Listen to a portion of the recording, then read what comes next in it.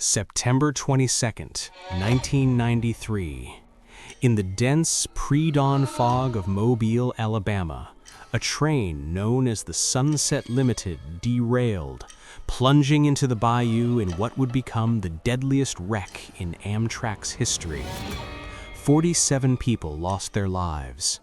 In the days that followed, as families grieved and investigators sifted through the twisted metal, a second, far stranger tragedy began to unfold. The impossible began to happen. The dead began to call home. It started subtly. A phone ringing in the dead of night. A grieving mother, Judy, saw the caller ID and her heart stopped. It was her son, the son she had just lost in the crash. With trembling hands, she answered, desperate to hear his voice one more time. But the line was filled with an overwhelming, roaring static. Through the noise, she thought she could hear a faint, desperate whisper, but she couldn't make out the words before the line went dead. She assumed it was a cruel prank or her own grief playing tricks on her. But then, it happened again, and not just to her. Across the country, other families of the victims began reporting the same chilling phenomenon.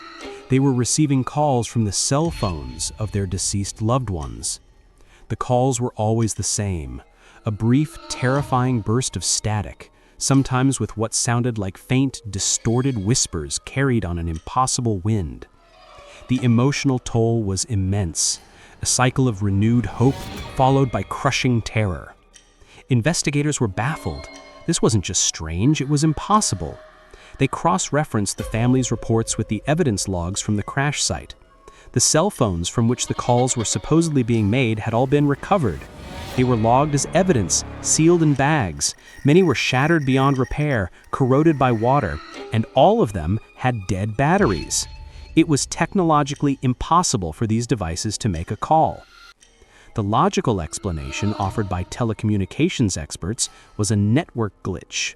They theorized that in the chaos following the disaster, the cellular networks of the early 90s could have crossed wires, misrouting signals and causing phantom calls. The caller IDs, they argued, could have been a data error in a traumatized system. A plausible theory, born from a world of logic and reason.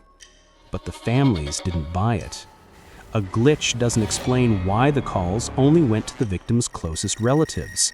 It doesn't explain why the caller ID always showed the correct name. And it doesn't explain the whispers. To those who received the calls, this wasn't a random error, it was a message. A desperate final attempt by a soul caught between worlds to use the last tool they remembered to make one final connection. A last electronic echo of consciousness, pushing through the veil to say a final, garbled goodbye. To this day, the phantom calls of the Sunset Limited crash remain officially unexplained. A chilling footnote in a terrible tragedy. It forces us to ask a question that sits at the uncomfortable intersection of technology and the supernatural. If you received a call from a loved one after they were gone, would you answer?